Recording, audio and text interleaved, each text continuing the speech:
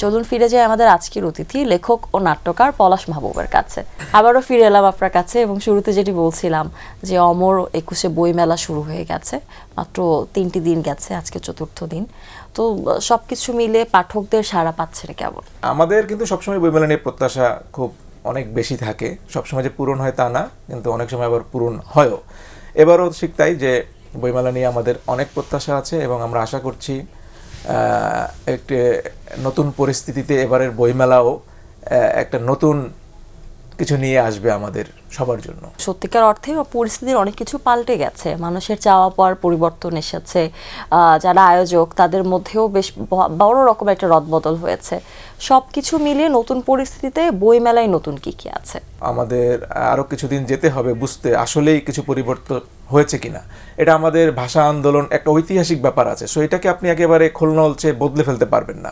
এটার ঐতিহাসিক ভিত্তি এবং মানুষের আকর্ষণের যে জায়গাগুলো আছে সেগুলোকে ঠিক রেখেই সময়ের সাথে সাথে এটাকে আধুনিকায়ন করতে হবে এবং মানুষের যে চাহিদা সে চাহিদাকে বুঝতে হবে।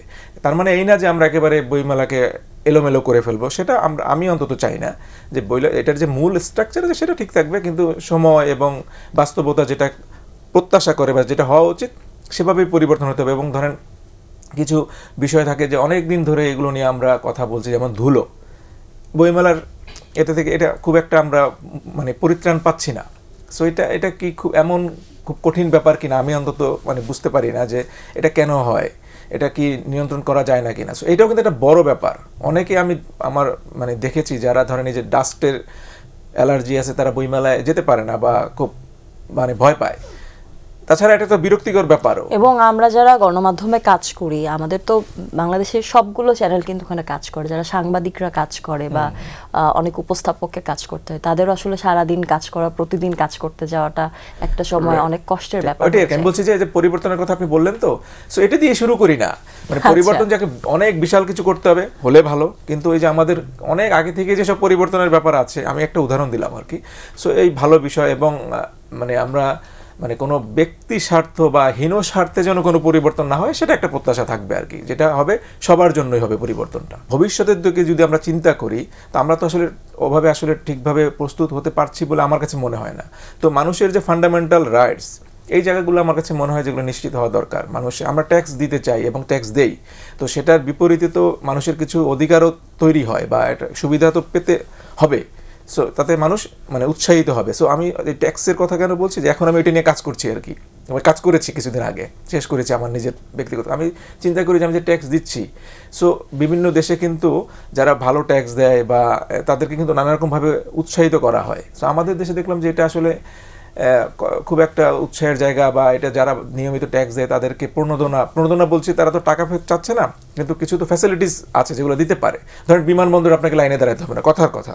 সো এই বিষয়গুলোকে একটু নিশ্চিত করা দরকার, তাহলে দেখবেন যে আমার কাছে মনে হয়, এবং বিষয়টাকে সহজ করতে হবে, তাহলে মানুষ আরও বেশি উৎসাহিত হবে। আপনি বেশি ট্যাক্স প্রদান করছেন, আপনি এই সুবিধা পাচ্ছেন, পরবর্তীতে অন্যান্য মানুষ যারা দিতে পারছে না তারাও আসলে ট্যাক্স বেশি দেওয়ার ক্ষেত্রে আগ্রহী হলে তাদের নিজের ভাগ্যের বদল হবে এবং বাংলাদেশেরও বদল। কথার কথা জাস্ট যে আপনি ধরেন বিমানবন্দরের লাইনে দেখলেন যে একটা লম্বা লাইন, বা কোথাও একটা লম্বা লাইন, আরেক জায়গায় একটা ছোট লাইন, 3-4 জন, বা লাইনই নাই, কেন? ওখানে লেখা আছে যারা ওই যে ট্যাক্স নিয়মিত দেয় তাদেরকে দেওয়া হচ্ছে। তাহলে কিন্তু ওই যে লাইনে যারা আছে তারাও কিন্তু উৎসাহিত হবে, বা তারাও চিন্তা করবে আরে আমার তো এখানে করতে হবে, যে এক ধরনের উৎসাহ এবং তাদেরকে রিকগনাইজ করা যে এই লোকগুলো নিয়মিত ট্যাক্স দেয় এবং সঠিকভাবে দেয়। এবং এটা আমরা বলছি না যে টাকা দিতে হবে, এই যে সুবিধাগুলো সরকার চাইলেই দিতে পারে। সো আমার কাছে মনে হয় এগুলো যত বাড়বে মানুষের আগ্রহ তত বাড়বে।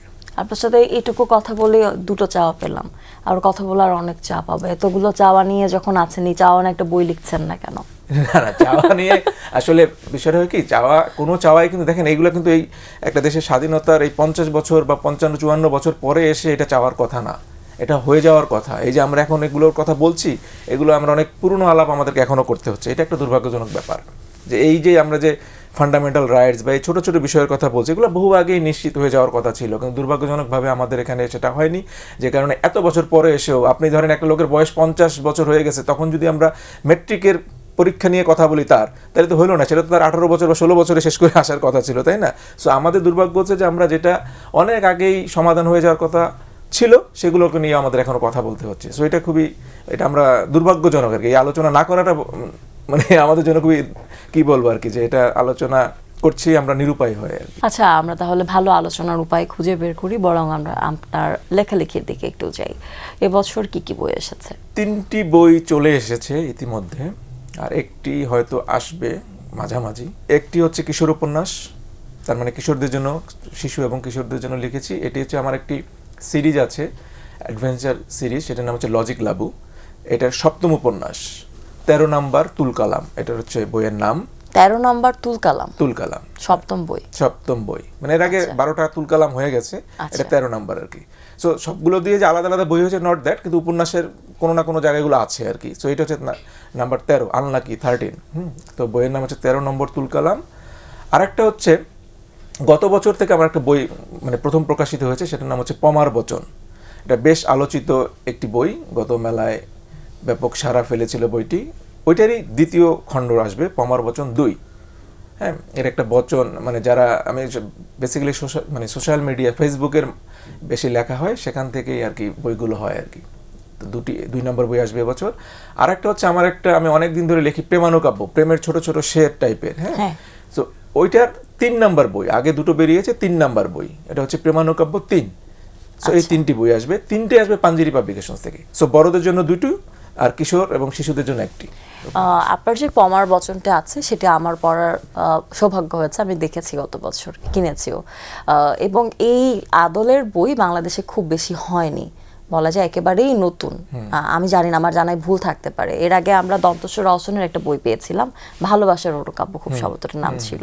তো বাংলাদেশে এই যে আপনারা একটা নতুন প্রচলন আনছেন ছোট ছোট বই বের করার, এই ক্ষেত্রে আপনার কি মনে হয় যে ভবিষ্যতে আরো তরুণরা কি বা আরো লেখকরা এই বিষয়টাতে, এই দিকটাতে আগ্রহী হবেন? এই লেখাগুলোর জন্য এই সাইজ ঠিক আছে। বইটা মানে এত সুন্দর দেখতে, তো সবাই আসলে সংগ্রহ করতে চায়। হ্যাঁ, আকর্ষণীয়, অবশ্যই খুবই সুন্দর দেখতে, আকর্ষণীয়, খুব সহজে বহন করা যায়, পকেটে রাখা যায়, বা খুব ইজি আর কি। কিন্তু আমি বলছি যে এটা দিয়ে তো আবার এই সাইজ আপনি উপন্যাস করতে পারবেন না।